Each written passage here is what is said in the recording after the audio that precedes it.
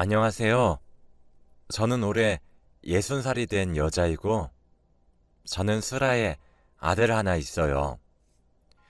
몇 달 전에 아들이 장가를 갔는데, 며느리가 저희 집에 뒤통수를 제대로 쳐서 그 이야기를 한번 풀어볼까 해요. 저희 가족은 아직 3명이서 한 집에서 사는데, 아들은 자기가 나가면 저희가 심심할 것 같다면서 자취를 하지 않아요. 아들은 좋은 직장을 다니는 것도 아니지만 그래도 자기 먹고 살 만큼 잘 벌어서 저희에게 손 한 번 벌린 적 없고 속도 썩인 적 없는 아주 착한 아들이랍니다. 하나밖에 없는 아들이 너무 바르게 자라서 항상 감사하죠. 그런데 며느리가 오고 나서 저희 집안의 분위기가 180도 변했습니다. 저는 결혼을 일찍 해서 아들이 올해 37살이에요. 그래서 그런지 생전 결혼 얘기는 한 번도 안 해본 아들이 이젠 주위에서 다 장가를 가니까 만나는 여자가 있다며 저희에게 소개를 시켜주더군요. 아들이 여자와 함께 저희 집에 들어온 건 처음이라 설레기도 해서 새벽부터 갈비찜에 잡채에 완전 잔치상을 차렸습니다. 그녀의 첫인상은 정말 착하고 순수해 보였고 며느리로 정말 삼고 싶은 완벽한 외모에다가 예의도 어찌나 바른지 오자마자 저희에게 깍듯이 인사를 하고 반찬 하나하나 먹을 때마다 리액션을 격하게 해주면서 저에게 좋은 말도 많이 해주니 오랜만에 어깨도 세워지면서 좋은 식사 자리가 되었습니다. 그 여자를 보내고 집에 앉아 있는데 아들이 저희 앞에서 무릎을 꿇고 어머니, 아버지, 저 영희와 결혼하고 싶습니다. 라고 하는 겁니다. 아들과 그 여자는 만난 지 5개월 정도밖에 되지 않아서 조금만 더 만나보고 결정해라. 결혼이 지금 당장 급해서 섣부른 판단을 하는 것일 수도 있다. 아니요. 저 영희 처음 본 순간부터 결혼하고 싶다는 생각밖에 없었고, 그리고 영희 부모님 두 분 다 돌아가셔서 혼자서 악착같이 열심히 살아온 여자예요. 그래서 이제는 마음의 짐을 같이 덜어주고 싶어요. 저희는 한 번도 들어본 적 없는 아들의 여자친구의 소식에 할 말을 잃었어요. 어릴 적부터 혼자 살아온 것이 안타깝고 싹싹하고 예의도 바른 아이였기 때문에 저희는 결혼을 허락했죠. 그런데 저희 아직 결혼 자금이 부족해서 결혼을 하고 돈을 차곡차곡 모으고 싶어서 당분간 들어와서 살게요. 라며 시댁살이를 한다는 겁니다. 저는 한 번도 딸을 가져본 적이 없어서 며느리와 함께 산다고 하니 딸이 생긴 기분이라 정말 기뻤죠. 같이 쇼핑도 하고 맛있는 식당도 가고 같이 데이트할 생각만 잔뜩 했답니다. 그렇게 속전속결로 결혼을 했고 그렇게 며느리가 저희 집에 들어와 살게 되었죠. 며느리는 결혼 후에 일을 그만두어서 하루 종일 집에 있기 때문에 저는 항상 저 혼자 차려오던 아침 밥상을 며느리와 함께 차릴 줄 알았는데 아침 7시가 넘어도 며느리는 일어나지 않았고 집안 사람들이 다 출근을 하고 점심시간이 다 되어서 일어났죠.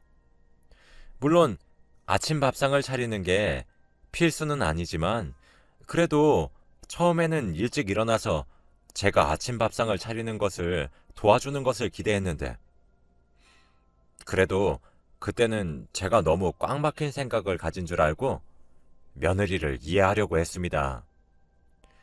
그날은 며느리와 단둘이 마트에 가려고 했는데 급히 밖으로 나갈 준비를 하더라고요. 그래서 어디 가니?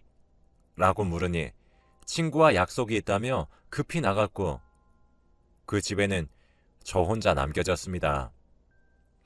그런데 며느리는 매일같이 집을 나서서 저녁 늦게 들어왔는데 신기하게 아들이 퇴근하기 전에는 칼같이 맞춰 들어오곤 했죠. 아들이 회식을 하거나 야근을 하는 날에는 똑같이 늦게 들어와 아들이 집에 들어오기 20분 전에는 꼭 집에 들어왔죠. 그래서 아들은 며느리가 낮에 밖에 나가서 놀고 들어왔다는 사실을 전혀 몰랐고 집에서 저희를 도우며 집안일을 한 줄 알며 깜빡 속고 있었습니다. 처음에는 며느리가 괘씸하고 당장 아들에게 말해주고 싶었지만 그래도 며느리가 밖에서 나다니는 게 저에게 피해를 끼치는 일은 아니었기 때문에 감수하고 살고 있었죠. 그런데 아들이 며칠 동안 지방으로 근무를 나가서 일주일 동안 집에 들어오지 못한다고 하더군요. 그래서 어쩔 수 없이 저와 며느리, 남편만 이 집에서 남게 되었던 거죠.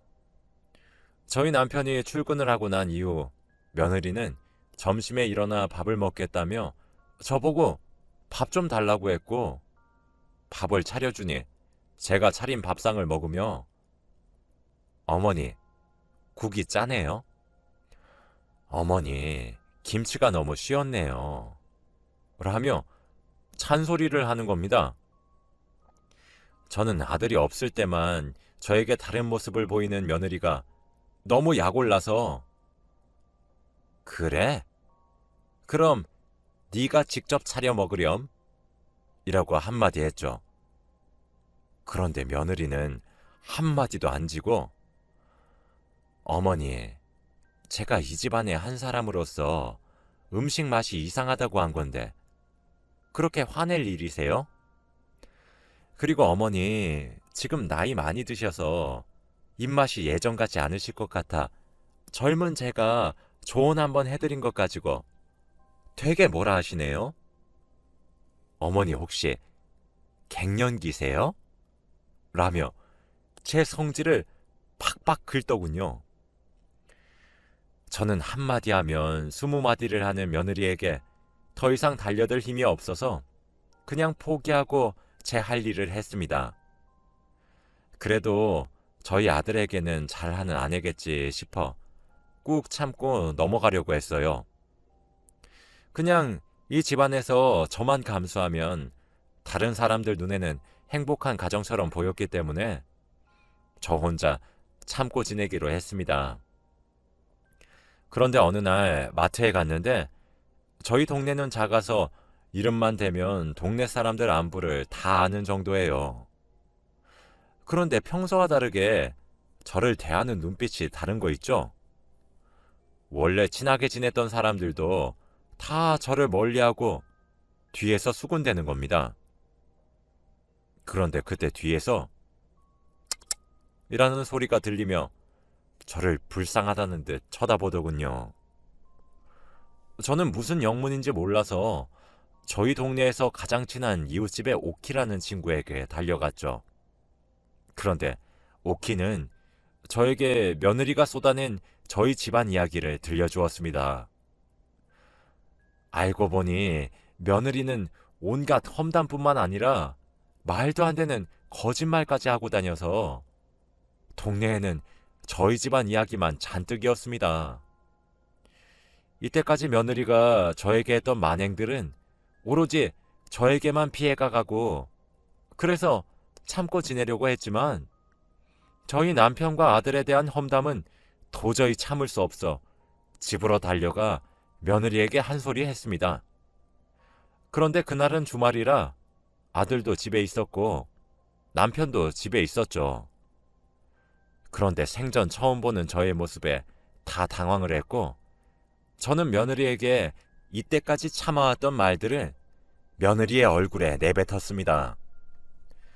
그런데 원래라면 말대답을 할 며느리가 펑펑 울면서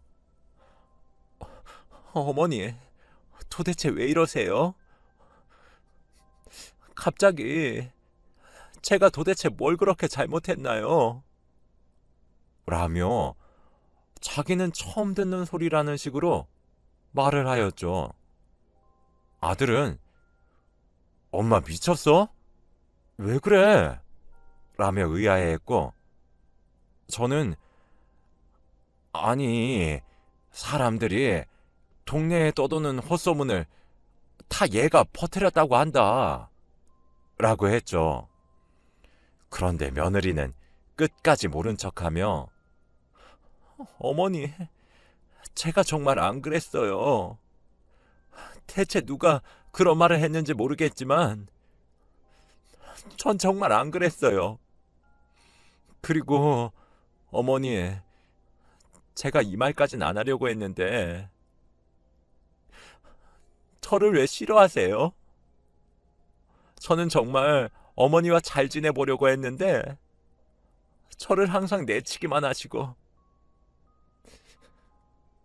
저번에도 밥 같이 먹으려고 했는데 저보고 직접 차려서 혼자 먹으라고 못되게 말하시고, 저는 어머니에게 며느리도 안 되는 존재예요? 라며 없는 말까지 지어낸 것도 모자라 아예 저를 나쁜 사람으로 만들더군요. 저는 어이가 없어서 아무 말도 하지 못했죠. 그런데 그 순간 며느리는 갑자기 펑펑 울다가 쓰러졌습니다. 아들과 남편은 당황을 하며 당장 침대에 눕혀 정성스럽게 간호를 했고, 아들은 저에게 다가와 어머니, 도대체 왜 그래요? 영희는 어머니와 잘 지내보려고 무슨 일이든 다 할 아이인데 제발 한 번만 가족으로 생각해 주시면 안 돼요? 영희 안 그래도 몸도 약한데 쓰러지기까지 하니 어머니, 한 번만 영희 좀 보듬어 주세요. 라며 하나뿐인 아들마저도 자기 아내 편을 들면서 제 탓이라고 하는 게 아니겠어요. 저는 정말 화가 났고 며느리를 당장 이 집에서 쫓아내고 싶었습니다. 그렇게 며칠이 지나고 여전히 며느리는 저에게 반찬 투정을 하고 말다툼을 하는 게 일상이 되었죠. 그런데 갑자기 아들이 저에게 다가와 어머니, 영희가 집에 혼자 있고 어머니 잔소리를 받아들일 수 없다며 자기 혼자 카페를 차리고 싶다고 하네요.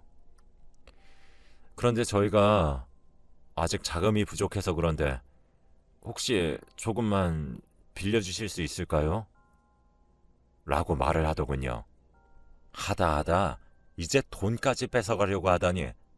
그리고 직접 저에게 찾아와 물어보지도 않고 아들을 시켜서 이렇게 뜯어내는 모습을 보고 화가 났죠. 안 된다. 걔를 도대체 뭘 믿고 돈을 주니? 난 절대 못한다. 라고 했습니다. 그런데 그날 이후로 며느리가 계속 저에게 애교도 부리고 진정한 며느리 노릇을 하더니 초라하지만 일찍 일어나서 아침 밥상도 차리고 청소도 하며 어떻게든 카페를 차릴 비용을 마련하려는 노력을 하더군요. 그렇게 며칠이 지나고 며느리는 제 손을 잡으며 어머니, 그동안 제가 너무 심했죠? 제가 부모 없이 자라서 그동안 사랑받는 게 익숙지 못해서 항상 내치기만 했던 것 같아요. 제가 앞으로 표현도 많이 하고 어머니를 진짜 친엄마로 여기면서 딸 노릇 잘 해낼게요. 사랑해요, 어머니. 라며 저를 꼭 안아주었죠. 저는 정말 감동을 했고 눈물이 차올라 그동안 며느리가 저에게 해주었던 모진 말들이 다 진심이 아니라 자기가 살아온 환경 때문에 어쩔 수 없었다는 것이라고 생각을 하게 되었죠. 저는 며느리의 진심에 한번 마음이 흔들려 카페를 차려주기로 했지만 저도 돈이 부족한 상태라 돈을 어디서 끌어모으지 고민하고 있을 찰나에 며느리가 어머니, 저 정말 잘할 수 있어요. 믿어주세요.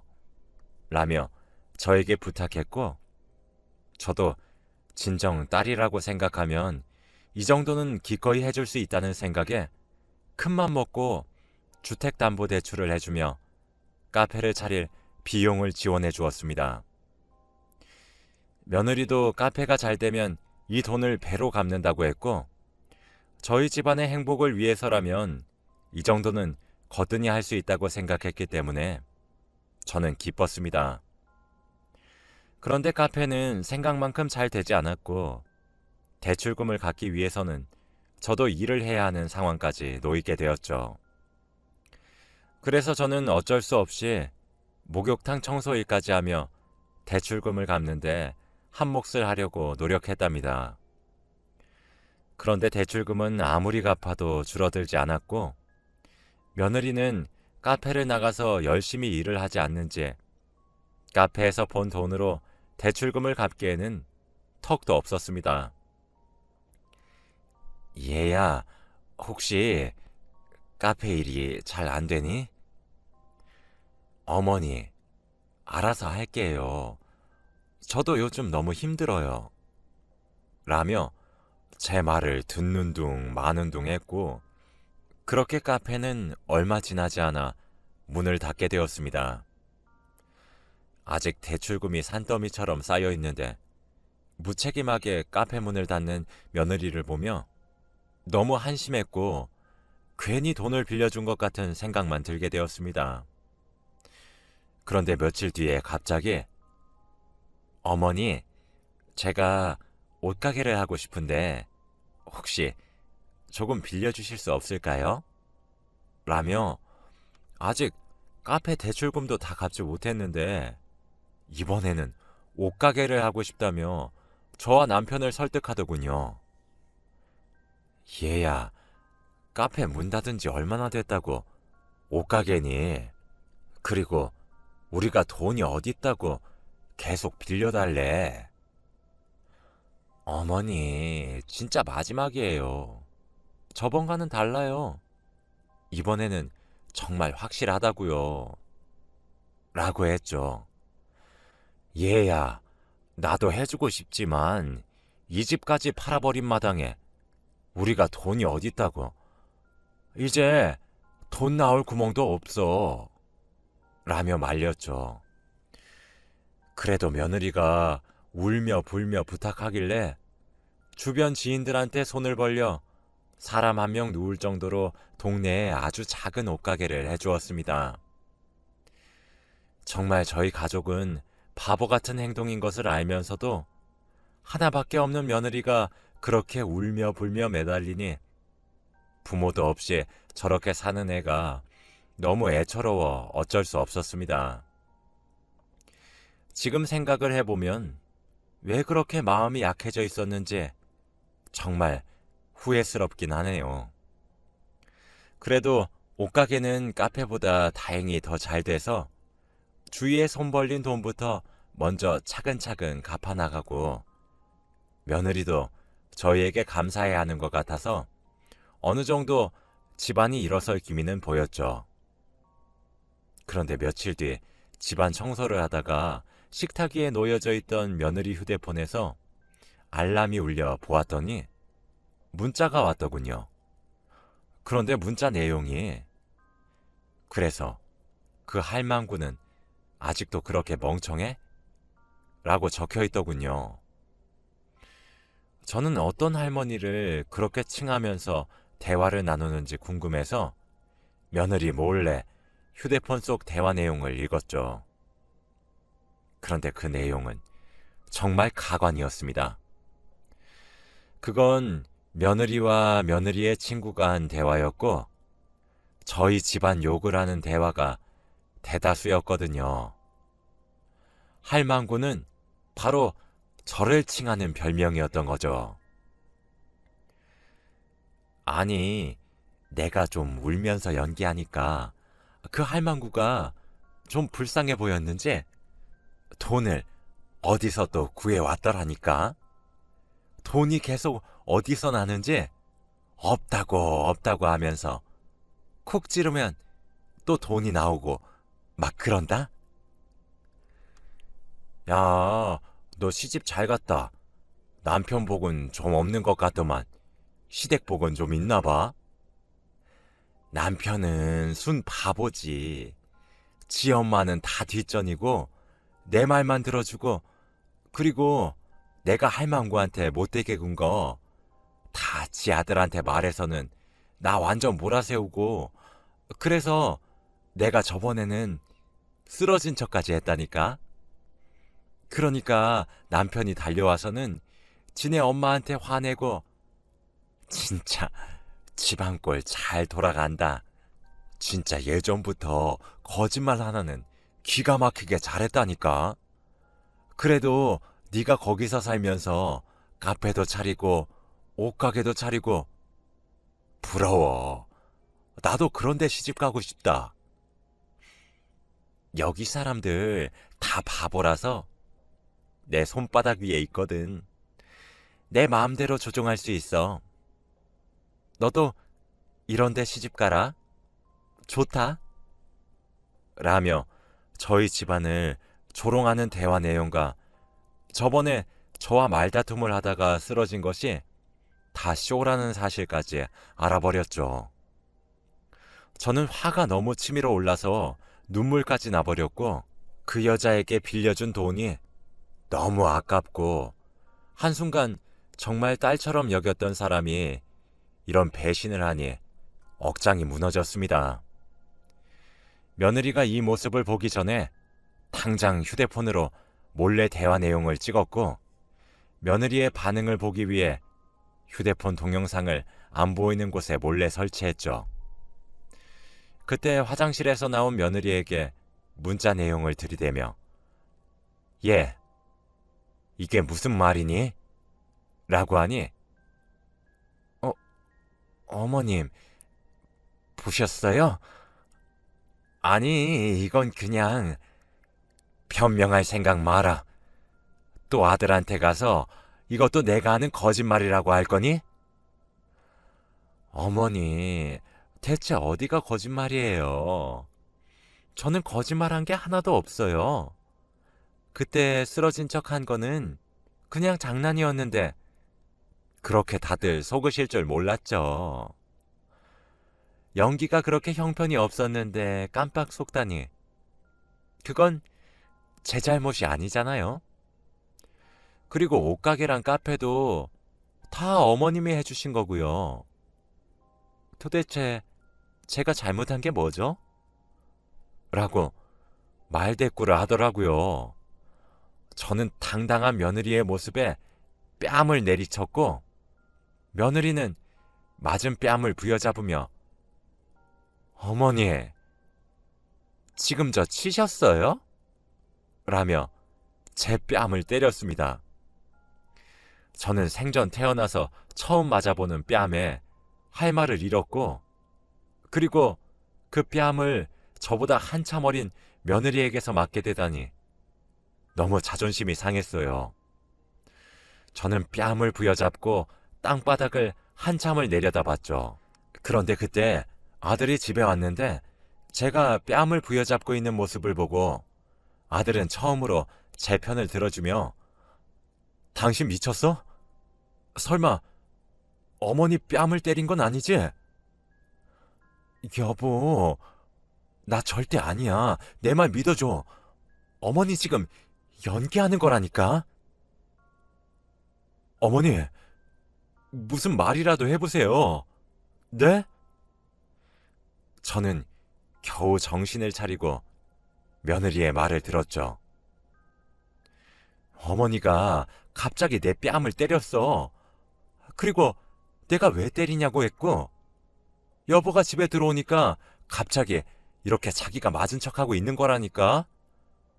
요즘 어머니 이상해. 정상이 아니라고. 여보, 빨리 요양원에 보내자. 응?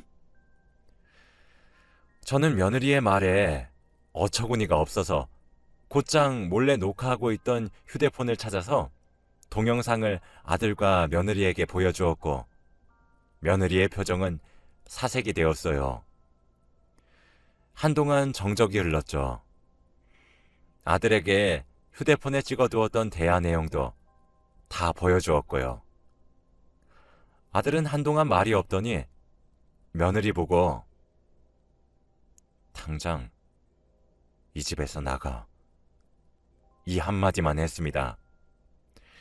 아들이 한 번도 화내는 모습을 본 적이 없는데 믿었던 아내에게 이렇게 당하니 정말 화가 치밀어 올랐던 것 같군요.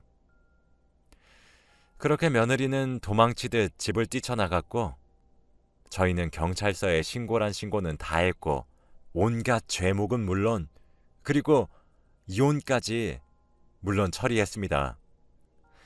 그렇게 뺏어올 수 있는 돈은 다 뺏어왔고 그렇게 며느리는 다시는 저희 눈에 띄지 않게 되었죠. 저희는 돈을 며느리에게서 다 빼앗았지만 그래도 마음이 편하지는 않았죠. 그렇게 믿었던 사람이 뒤통수를 치니 앞으로 사람을 어떻게 믿어야 할지 도무지 모르겠습니다. 제 사연은 여기까지입니다.